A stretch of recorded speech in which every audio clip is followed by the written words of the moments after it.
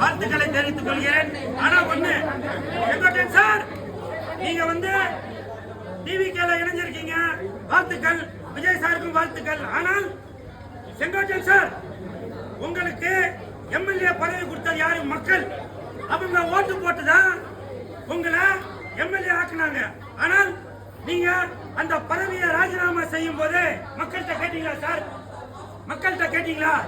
அது கேட்டுக்கணுமா இல்லையா?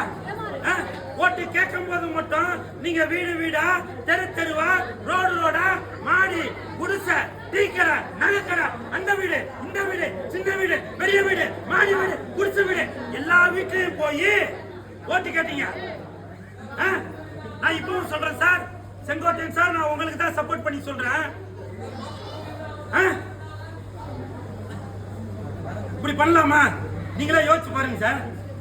மக்கள் தான் உங்களுக்கு ஓட்டு போட்டு உங்களை எம்எல்ஏ ஆக்கியிருக்காங்க.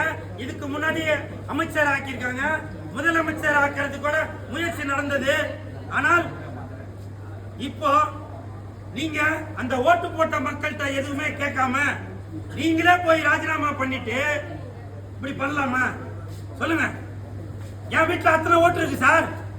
நான் உங்களுக்கு ஓட்டு போடலான்னு இருந்தேன், இவன் போடலான்னு இருந்தான், இவன் போடலான்னு இருந்தான். ஓட்டு கேட்கும் போது மட்டும் மக்கள் ஆகிய நாங்க தேவை. நீங்க ராஜினாமா பண்ணும் போது நான் இந்த மாதிரி ராஜினாமா பண்ண போறேன் அப்படின்னு ஒரு வார்த்தை கேட்டுக்கலாமே சார்? புரட்சி தலைவி அம்மா அவர்களுடைய விசுவாசி தான் நானு. விஜய் சாரோட ரசிகர் தான் நானு.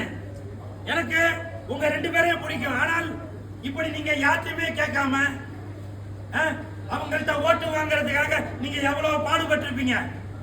எத்தனை வருஷமாக உங்க தொகுதியில நீங்க நல்லது செஞ்சு அந்த மக்களுக்காக அதை பண்ணும் இதை பண்ணும் சொல்லி நீங்க எவ்வளவு பாடுபட்டீங்க. ஆனால் கொஞ்சம் கூட நீங்க மக்கள்கிட்ட எந்த ஒரு வார்த்தையும் கேட்காம நீங்க பாட்டுக்க ராஜினாமா பண்ணிட்டீங்களே சார்.